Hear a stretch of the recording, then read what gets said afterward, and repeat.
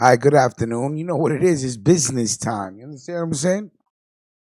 We got some stories to put out. We're gonna get some work done today. This way, you know what I'm saying?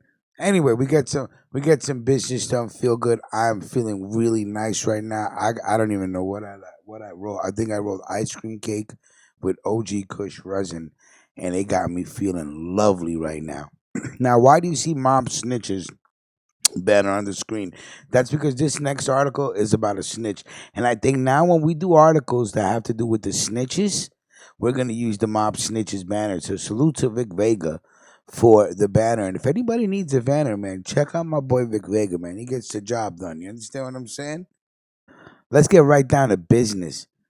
From fuzzy to clear as day, the judge changes her mind. Jailhouse Snitch can finger Crea for Meldish murder.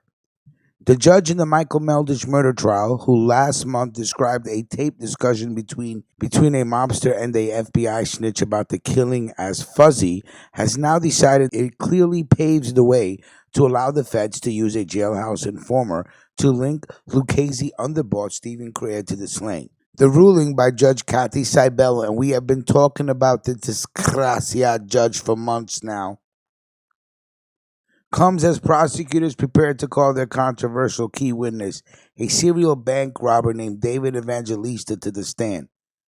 The decision came after prosecutors used the testimony of the FBI snitch who was involved in a low point in the modern history of the American mafia to convince the judge to reverse herself and allow Evangelista to finger Crea for Meldish's murder. Cybele agreed to credit trial testimony by Robert Spinelli, who took part in the attempted murder of the sister of a cooperating witness, that the spoken words of a Lucchese mobster that seemed to implicate Matthew Madonna in the Meldish rubout corroborates Evangelista's allegation that mobster Christopher Londanio fingered Crea for ordering the killing. Spinelli, who agreed to cooperate with the FBI after imprisoned for life official Lucchese boss Vittorio Vicamuso, reneged on an alleged promise to induct him into the family as a reward for his role in the 1992 plot to kill Patricia Capozzalo.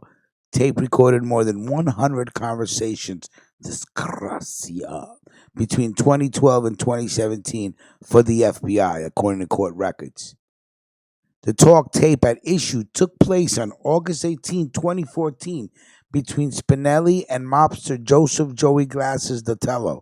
After Datello said, this guy just clipped the guy because of 100,000, just clipped the guy recently. Spinelli replied, I know Meldish got it. I know it was in-house. Dotello's remark appears to dovetail nicely with the assertion by prosecutor Celia Cohen in her opening remarks that back in 2013, Meldish had at least 100,000 of Madonna's money loaned out and got tired of collecting Madonna's money, and that Madonna, the acting boss of the family, ordered Meldish killed. In fact, in ruling against the government's arguments back on September 16, Cybele stated that its contention that Datello's statement to Spinelli referred to Crea was fuzzy at best.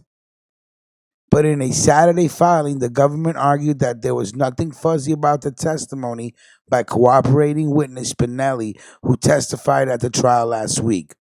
This week, the judge reversed her prior decision and ruled that Evangelista can testify that Londanio told him that Crea was involved in the Meldish rubout. The testimony that won the day came when prosecutor Alexandra Rothman asked Spinelli who the teller was referring to when he said, this guy. Spinelli replied, at that point, I believe it is to be Steven Crea, and asked why he believed that. Spinelli explained, because he said this guy, he was going to see him directly, and I know he wasn't seeing Maddie. He told me he wasn't seeing Maddie. In their filing, prosecutors also cited trial testimony by government mafia expert John Carillo, a former NYPD detective who was an investigator for the U.S. Attorney's Office, as more than sufficient corroboration to overcome the low threshold of proof needed to establish the truth of the statement by Evangelista and allow him to tell jurors about it. Carillo testified that although the ultimate power for a sanctioned mob murder is the boss or acting boss of the family, Calls for murders and violent crimes always get kicked up to the administration of the family, with the final say being made by the boss.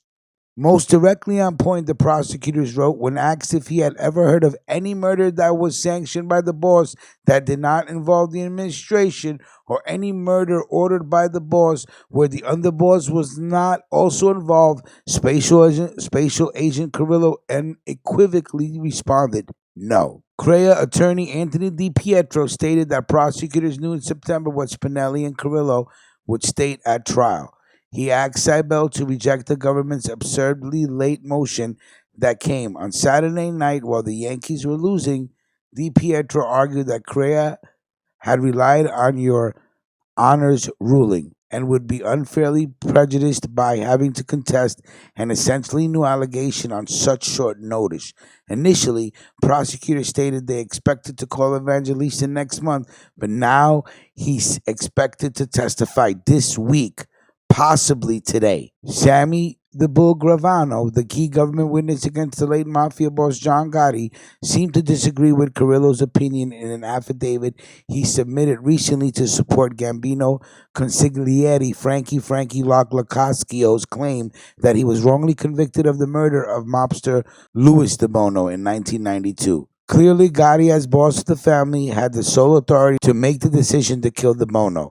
Gravano stated, adding that administration member Locascio had no role in the planning of, nor did he participate in any way in the murder and conspiracy to murder Louis DeBono.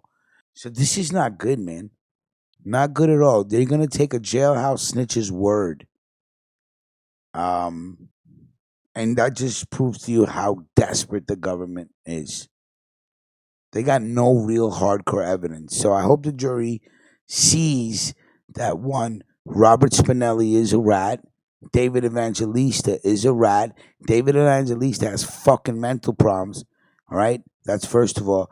And any time you have a cooperating witness, you have to understand that they've been given something for their testimony. So if they're trying to get out of jail or less time or better conditions, whatever it is, you'll say whatever the fuck you have to say if you're a snitch. So why not just who cares? If you're gonna snitch, why don't you snitch big, right? And so you'll make up a fucking grandiose story like the one David Evangelista made up about Londanio trying to fucking climb out of a fucking window. Okay. So let's see what happens. Another good story. Jerry Capici, we throw respect on your name. Gangland, salute.